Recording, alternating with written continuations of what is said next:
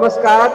साहित्य अकादमी की वेबलाइन साहित्य श्रृंखला के अंतर्गत आयोजित दलित चेतना कार्यक्रम में आप सभी का हार्दिक स्वागत है।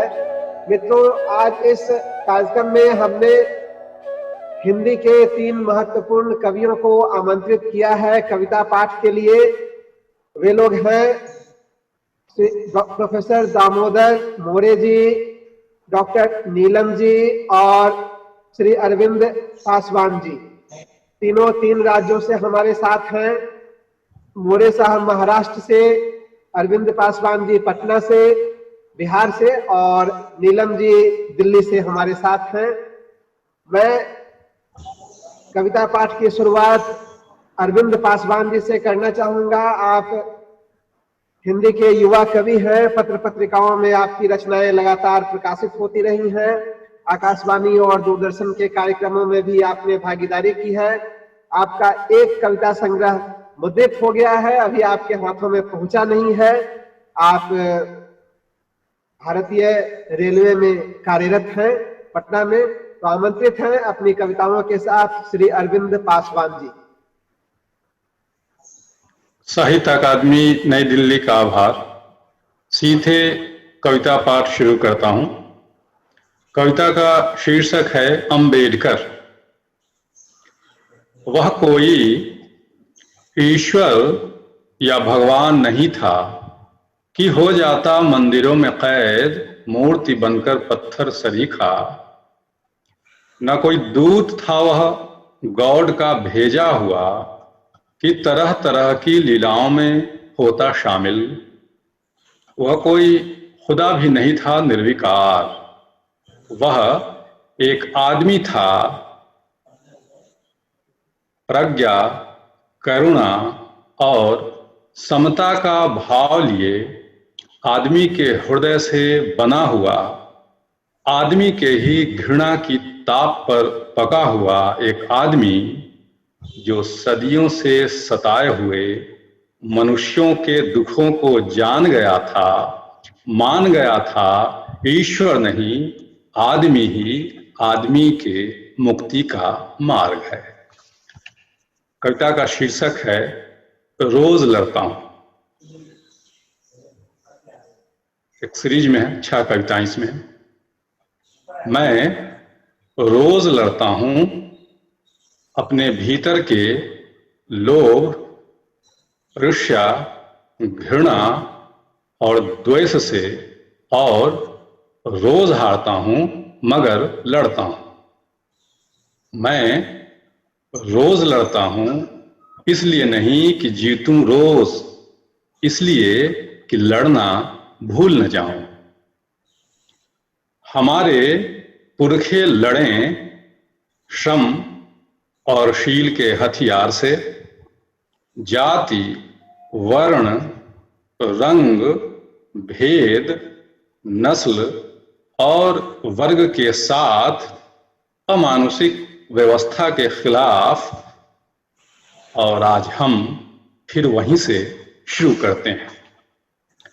लड़ रहा हूं रोज अपने और अपने भीतर के अंधकार से।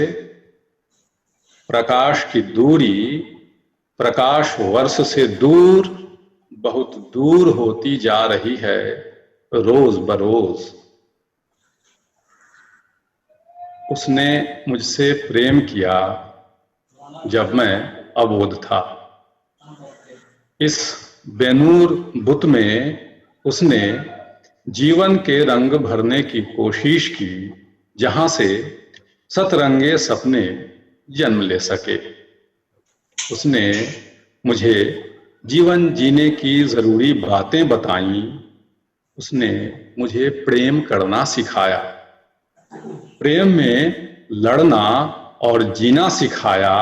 सिखाया डट कर हठ करना प्रेम में। और अंत में उसने सिखाया जो सब कुछ खोकर बचा लेता है प्रेम, जो हार कर खुद को जीत लेता है प्रेम, बचा रहता है उसके भीतर प्रेम। तब से रोज प्रेम से प्रेम में लड़ना और हार जाना मुझे अच्छा लगता है। सीरीज की अंतिम कविता। मैं रोज लड़ता हूं खुद से, खुद के साथ जीने के लिए। कविता का शीर्षक है सताए हुए लोग। हाशिए और सताए हुए लोगों के लिए नाउम्मीदी की यह पहली घटना नहीं है। आदि मानव के रूप में जब उन्होंने पेट की आग बुझाने के लिए पशुओं का शिकार करना सीखा, तो चतुर सियार समूह ने उनके भोजन पर कब्जा जमा लिया और कहा, तू इसके भक्षण लायक नहीं है। जो शिकार में सिद्धस्त थे, निपुण थे कई श्रवण गुणों से, सबसे पहले वे उसे खदेड़े, बाकी सब भय से भाग गए। जिन्होंने फसलें उगाई, लुटेरों ने उनके हौसले उखाड़ दिए जड़ से। उनका लूट लिया सब कुछ, छीन लिया चैन, कहा फसल और अन्न हमारे हैं। जिसने खोजा सबसे पहले आग, उसी आग में उसे झोंक दिया गया, ताकि आने वाली नस्लें आग का नाम न ले सके। वह जल रहा है अब तक, आग की लौ तेज और लाल हो रही है। यह कैसी विडंबना है, जीने और तन ढकने की जिजीविसा में जिन्होंने खोजा कपास और रहे अब तक निर्वसन। स्नेह और आंसू मिश्रित गिलावे से जिन्होंने घर पाथा, उन्हें बेदखल किया गया उन्हीं के घर से। जिन्होंने बनाए हमेशा नए रास्ते, तलाशे नए मार्ग, वे रास्ते नष्ट किए गए या उन मार्गों की नाकेबंदी हुई। सदियों से रोज एक दुनिया बनती है और रोज उजाड़ दी जाती है। बस प्रतिरोध की एक दुनिया बनना शेष है। कविता का शीर्षक है पुकार। अपनी पुकार लिए अपने श्रम, साधना और ज्ञान के बल पर जब भी खड़ा होने की कोशिश की है हमने, तुमने रचा है पाखंड। छल से छीना है सब कुछ गुरु दक्षिणा के नाम पर, खड़ा किया है वितंडा माउंट एवरेस्ट से भी ऊंचा। कभी रथ पर सवार होकर चूर किया है हमारा सीना, कभी पशु के नाम पर दूभर किया है हमारा जीना। अब भी पहरा है हमारे ज्ञान, राज और समाज पर। जब से ऐसे खेल तमाशे शुरू हुए, हम दर्शक ही रहे। तुम रहे हमेशा अभिनय करते केंद्र में, या बने कबीलों के सरदार। हम सदियों से घूमते रहे लिए अपनी पुकार। और आज के मेरे लिए ये अंतिम प्रस्तुति कविता का शीर्षक है फूलमती। आप सब जानते होंगे, एक घटना घटी थी। दलित छात्रा निजी विद्यालय में पढ़ती थी। कक्षा 2 पास करने के बाद स्कूल प्रशासन को जब यह मालूम हुआ कि यह लड़की दलित है और संयोगवश उसके माँ बाप उसी स्कूल में सफाई कर्मी हैं, तब उन्हें बुलाकर उन्हें प्रताड़ित किया गया। छात्रा को जब यह बात पता चली तो उसी स्कूल में वह फांसी लगाकर अपना जीवन समाप्त कर दी। ये संदर्भ थे। कविता का शीर्षक है फूलमती। कोई 2 बरस निजी विद्यालय में कक्षा 2 की पढ़ाई पूरी कर लेने के बाद फूलमती के माता पिता का विद्यालय में साक्षात्कार हुआ। लड़की का नाम फूलमती, लड़की के पिता का नाम हरिचरण, माता का दिलबसिया, दादा का गुरुचरण, परदादा का सियाचरण, छड़दादा का कल्टू मेहतर। बस ठीक है, सफाई में ही बच्चों का बनाओ भविष्य बेहतर।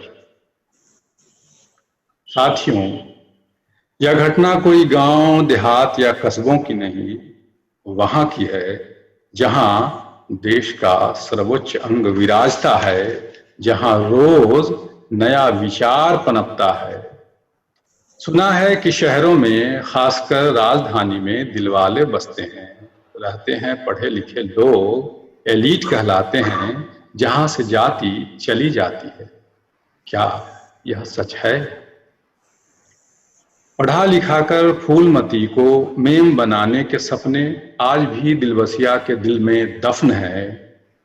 अब केवल हरिचरण के सपनों में आती है फूलमती, आंखों में दिखते हैं खौफनाक मंजर। दिखती है फूलमती डरी और सहमी हुई, प्रताड़ना की रस्सी पर झूलती हुई विद्या के आंगन में। धन्यवाद।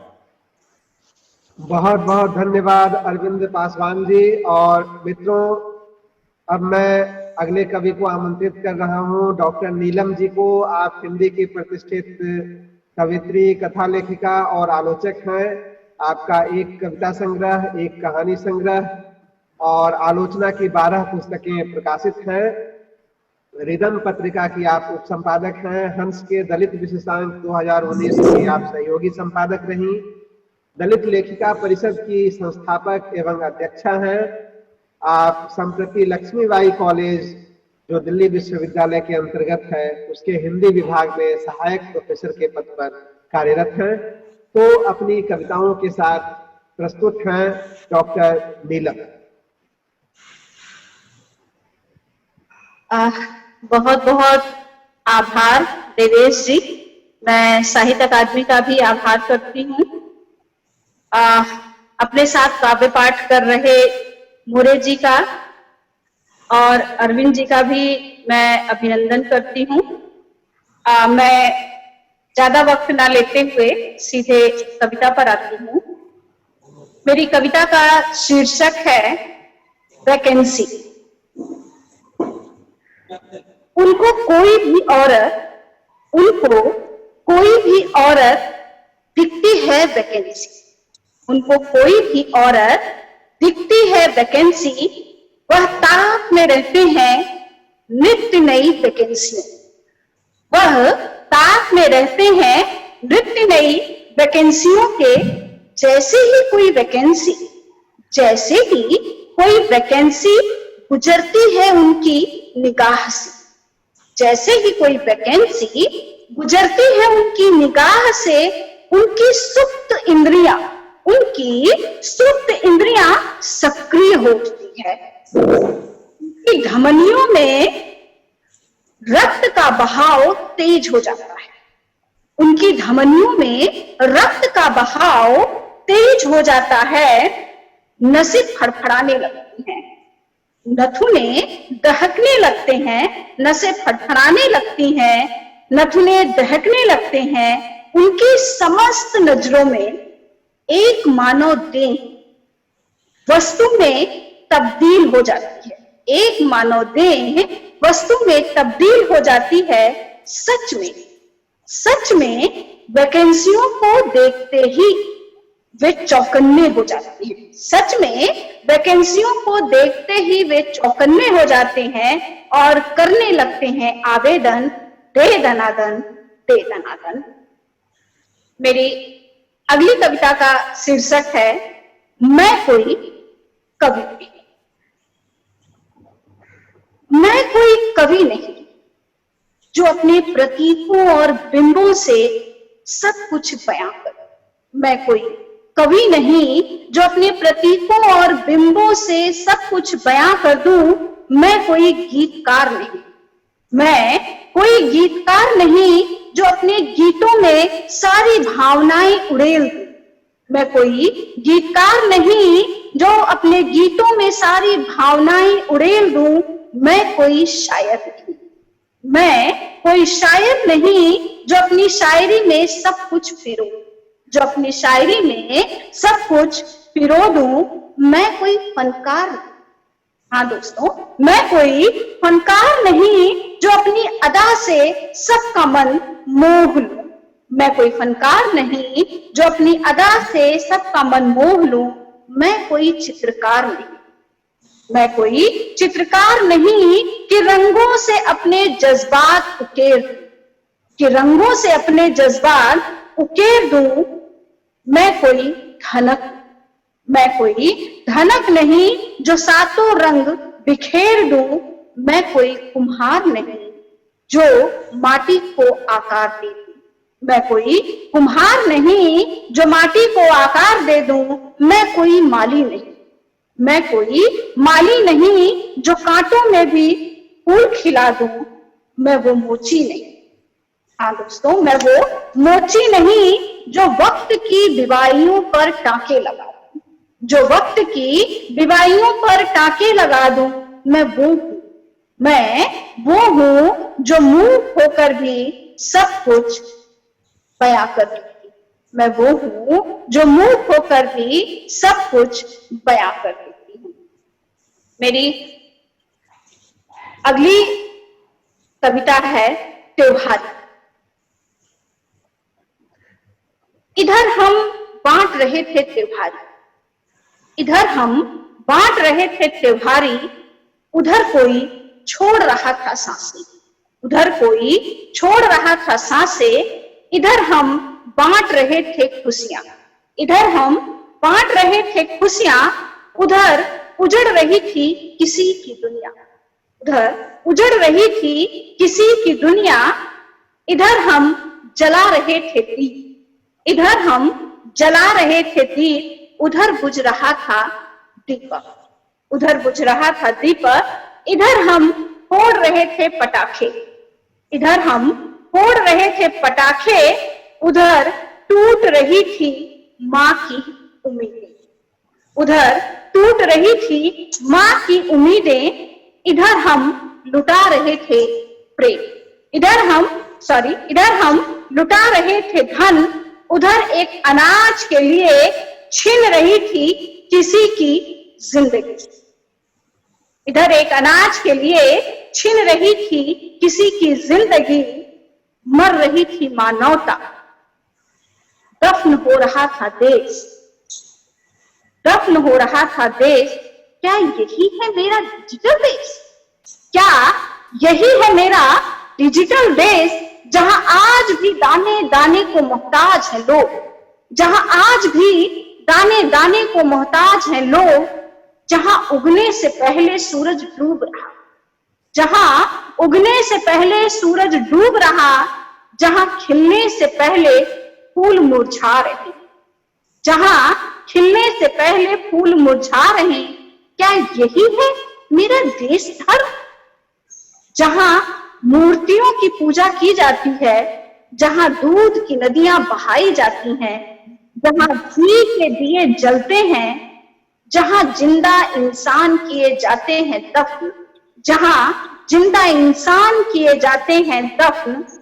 क्या हम उस देश के वासी हैं जहां दाने दाने को भी मरते हैं लोग? वाह रे मेरे देश के लोग, मेरे देश का धर्म, मेरे देश की संस्कृति। जहां इंसान से ज्यादा पेट भरते हैं लोग निर्जीव वस्तु का। इसी कड़ी में मेरी अगली कविता है जिंदा दोस्त।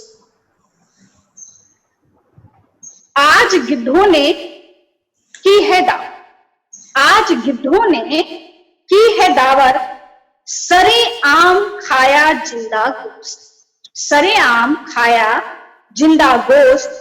चोंच मार मार कर लुफ्त उठाया, चोंच मार मार कर लुफ्त उठाया। खूब पिया टपकता खून, खूब पिया टपकता खून। एक एक करके हुए इकट्ठा, एक एक करके हुए इकट्ठा। इनके भाई बंधु बनी निराली इनकी टोली।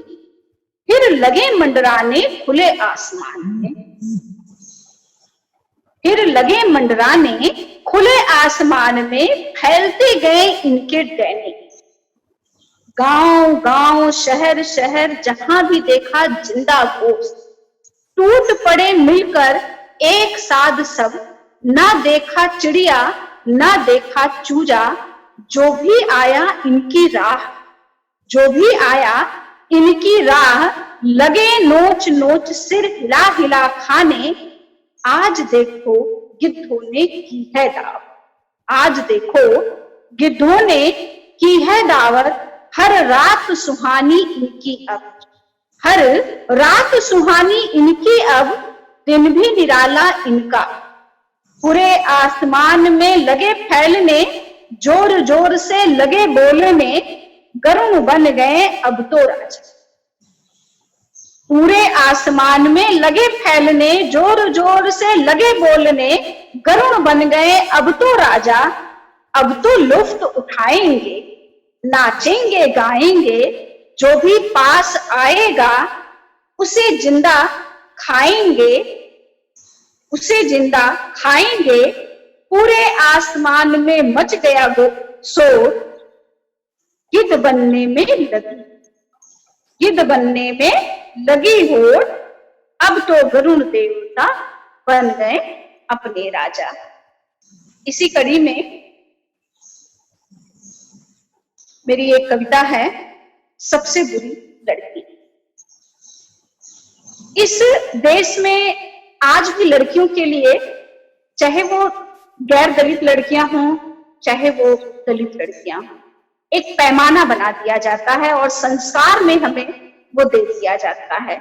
और अगर उस पैमाने में हम औरतें खरे नहीं उतरते हैं तो हमें बुरा कहा जाता है। गौर फरमाइएगा दोस्तों, सबसे बुरी लड़की। मैं बहुत बुरी लड़की, मैं बहुत बुरी लड़की हूं क्योंकि मैं हंसती हूं।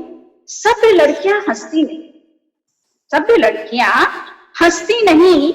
उनकी आंखों में होती है हया और शर्म, उनकी आंखों में होती है हया और शर्म। मेरी आंखों की शर्म और हया मर गई है, मेरी आंखों की शर्म और हया मर गई है क्योंकि मैं खुलकर हंसती हूं, क्योंकि मैं खुलकर हंसती हूं। मैं बहुत बुरी लड़की।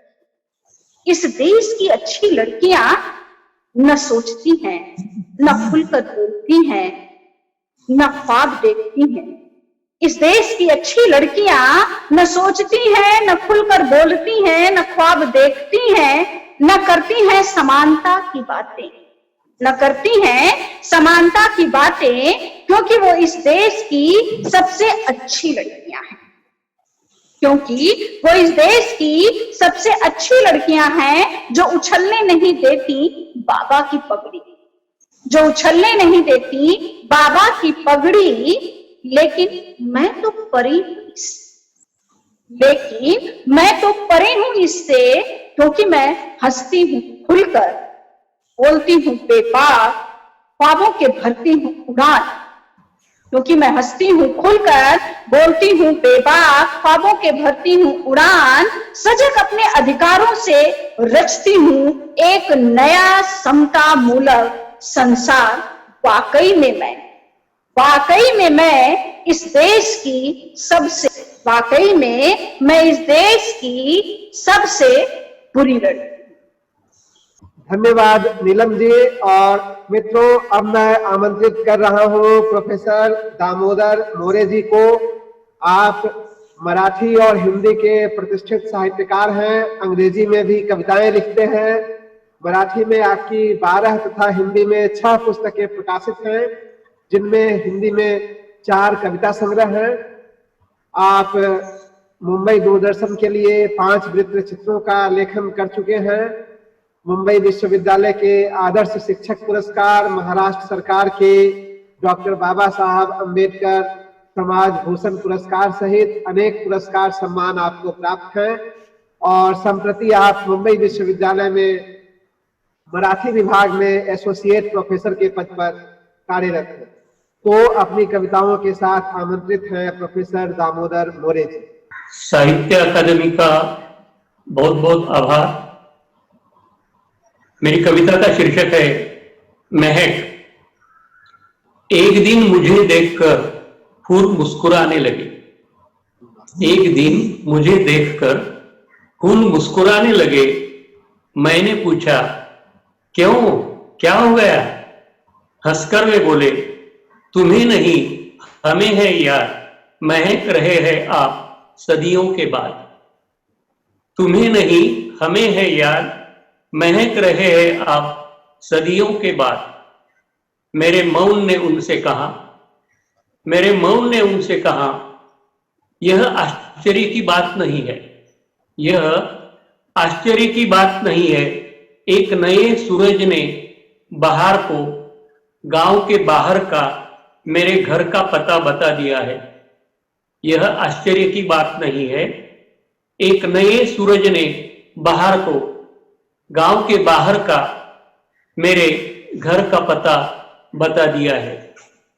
मेरी अगली कविता है कविता की खुशबू। देते आए हैं मुझे कड़ी धूप ये ऊंचे पेड़। देते आए हैं मुझे कड़ी धूप ये ऊंचे पेड़। धूप को मैं छांव कैसे कहूं। देते आए मुझे कड़ी धूप ये ऊंचे पेड़। धूप को मैं छांव कैसे कहूं। अन्याय सहती रहती है जिंदा लाशें यहां। अन्याय सहती रहती है जिंदा लाशें यहां। उसे मैं गांव कैसे कहूं। देता आया हमेशा अंधेरा, होने नहीं दिया सवेरा। देता आया हमेशा अंधेरा, होने नहीं दिया सवेरा। उसे मैं रवि कैसे कहूं। महकती नहीं जिसमें कविता की खुशबू। महकती नहीं जिसमें कविता की खुशबू। उसे मैं कवि कैसे कहूं। महकती नहीं जिसमें कविता की खुशबू। उसे मैं कवि कैसे कहूं। अगली कविता का शीर्षक है नफरत। खेती की मिट्टी से मैले हुए मेरे बाप के पैर को देखकर। खेती की मिट्टी से मैले हुए मेरे बाप के पैर को देखकर टपक रही है तेरी अभिजात आंखों से जहरीली नफरत।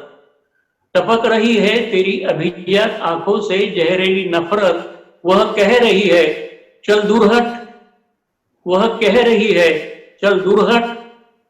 तेरी थाली में जो चांद सी ज्वार की रोटी है ना, तेरी थाली में जो चांद सी ज्वार की रोटी है ना, उससे आती है मेरे पिताजी के पसीने की खुशबू। तेरी थाली में जो चांद सी ज्वार की रोटी है ना, उससे आती है मेरे पिताजी के पसीने की खुशबू। तो उससे भी नफरत करना, फेंक देना रोटी। तो उससे भी नफरत करना, फेंक देना रोटी। जिस कुएं का पानी तू पीता है ना, उसे मेरे पिताजी के ही मेहनत का स्वाद है। जिस कुएं का पानी तू पीता है ना, उसे मेरे पिताजी के ही मेहनत का स्वाद है। अरे बंद कर देना कुआं। अरे बंद कर देना कुआं। डाल दे उसमें मिट्टी। डाल दे उसमें मिट्टी। मेरे पिताजी के अछूत हाथों ने ही तो उसे बनाया है। मेरे पिताजी के अछूत हाथों ने ही तो उसे बनाया है। अगली कविता का शीर्षक है कैसे कहूं। जो किसी के लिए बरसते नहीं, उन्हें मैं बादल कैसे कहूं।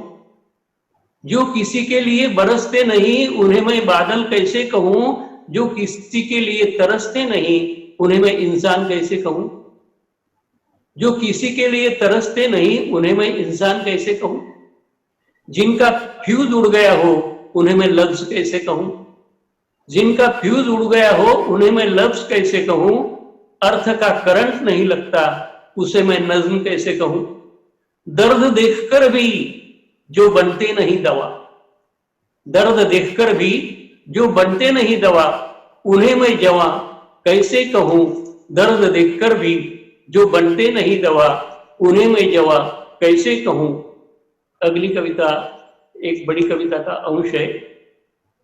कविता को हम चने जैसा चबाते नहीं।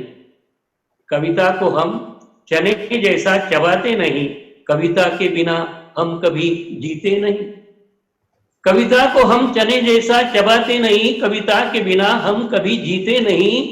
आपके लिए कविता गुदगुदी होगी। आपके लिए कविता गुदगुदी होगी या आपके लिए कविता खुजली होगी? आपके लिए कविता गुदगुदी होगी या आपके लिए कविता खुजली होगी? हमारे लिए कविता बिजली होती है। हमारे लिए कविता बिजली होती है। आप पर गिर पड़ती है तो मैं क्या करूं? आप पर गिर पड़ती है तो मैं क्या करूं? अगली कविता का शीर्षक है भूख। चांद ने मुझसे पूछा, कई दिनों से देख रहा हूं, क्यों मुरझा मुरझा सा है तेरा मुख कमल? चांद ने मुझसे पूछा, कई दिनों से देख रहा हूं, क्यों मुरझा मुरझा सा है तेरा मुख कमल? मैंने कहा, उस डूबते सूरज से पूछ, कितनी दिनों से मेरा चूल्हा जला नहीं। मैंने कहा, उस डूबते सूरज से पूछ, कितने दिनों से मेरा चूल्हा जला नहीं। उस दुधिया चांदनी से पूछ, मेरी भूख रात भर कितनी करवटें बदलती रहती है। उस दुधिया चांदनी से पूछ, मेरी भूख रात भर कितनी करवटें बदलती रहती है। उस रात से पूछ, क्या होता है नींद और रोटी का रिश्ता? उस रात से पूछ, क्या होता है नींद और रोटी का रिश्ता? रोटी के अभाव में कैसे गुम होती है नींद अंधेरे में? रोटी के अभाव में कैसे गुम होती है नींद अंधेरे में? कविता, अगली कविता का शीर्षक है आप कहते हो। आप कहते हो मैं कविता लिख रहा हूं, मैं तो अपने अंदर की रोशनी को बिखेर रहा हूं। आप कहते हो मैं कविता लिख रहा हूं, मैं तो अपने अंदर की रोशनी को बिखेर रहा हूं। आप कहते हो मैं कविता लिख रहा हूं, मैं तो रास्ते से शूल हटाकर फूल बिछा रहा हूं। मैं तो रास्ते से शूल हटाकर फूल बिछा रहा हूं। आप कहते हो मैं कविता लिख रहा हूं, मैं तो सूखे पेड़ों की दर्द की जड़ें ढूंढ रहा हूं। मैं तो सूखे पेड़ों के दर्द की जड़ें ढूंढ रहा हूं। आप कहते हो मैं कविता लिख रहा हूं, मैं तो आपके मन के सॉफ्टवेयर में मैत्री और करुणा की सीढ़ी फीड कर रहा हूं। मैं तो आपके मन के सॉफ्टवेयर में मैत्री और करुणा की सीढ़ी फीड कर रहा हूं। आप कहते हो मैं कविता लिख रहा हूं, मैं तो कविता की तुतारी से समता का सिंहनाद कर रहा हूं। मैं तो कविता की तुतारी से कविता का सिंहनाद कर रहा हूं। और कुछ झपटिकाएं पेश करता हूं मैं। झपटिका 4 लाइन पोएट्री, तुरंत झपट जाना। कल के दंगों ने किया एक नारी को नंगा। कल के दंगों ने किया एक नारी को नंगा। गली गली चुपचाप थी, किसी के पास नहीं थे वस्त्र देने वाले हाथ।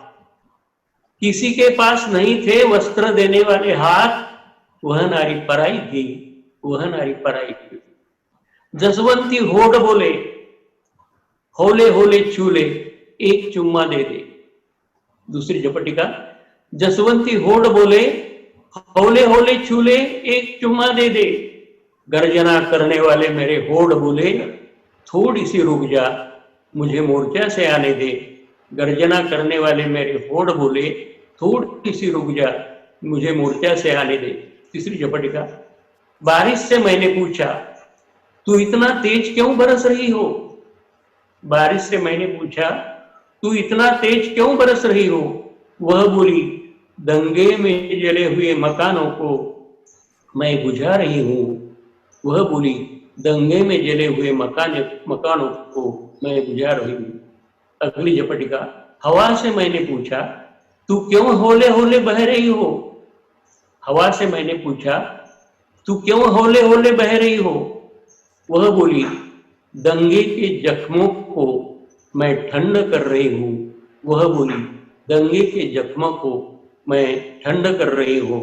और आखिरी झपटिका। डॉक्टर अंबेडकर के पुतले से मैंने कहा, डॉक्टर अंबेडकर के पुतले से मैंने कहा, बाबा साहब ऐसे टुकुर टुकुर क्या देख रहे हो? डॉक्टर अंबेडकर के पुतले से, बाबा साहेब ऐसे टुकुर टुकुर क्या देख रहे हो? वह बोले, अरे पगले, मैं देख रहा हूं तुम सोए हो या जाग रहे हो। डॉक्टर अंबेडकर के पुतले से मैंने कहा, बाबा ऐसे टुकुर टुकुर क्या देख रहे हो? वह बोले, अरे पगले, मैं देख रहा हूं तुम सोए हो या जाग रहे हो। तुम सोए हो या जाग रहे हो या जाग रहे हो। बहुत बहुत धन्यवाद दामोदर मोरे साहब। और मित्रों, इसी के साथ मैं अकादमी की तरफ से आज के तीनों प्रतिभागियों को बहुत बहुत आभार कहना चाहूंगा। आप लोगों की सुंदर कविताओं के साथ यह कार्यक्रम बहुत ही अच्छा बन पड़ा है। बहुत ही मारक, बहुत ही विचारोत्तेजक कविताएं भी सुनाई गई हैं। और मैं अनुरोध करूंगा हमारे श्रोताओं से कि आप इस कार्यक्रम का तो आनंद ले ही, और जब जितना भी संभव हो सके हमारी जो अन्य भाषाओं की के कार्यक्रम वेब लाइन पर किए जा रहे हैं उनको भी आप देखें और दूसरे लोगों के साथ शेयर करें, अपनी प्रतिक्रिया व्यक्त करें। बहुत बहुत धन्यवाद। नमस्कार।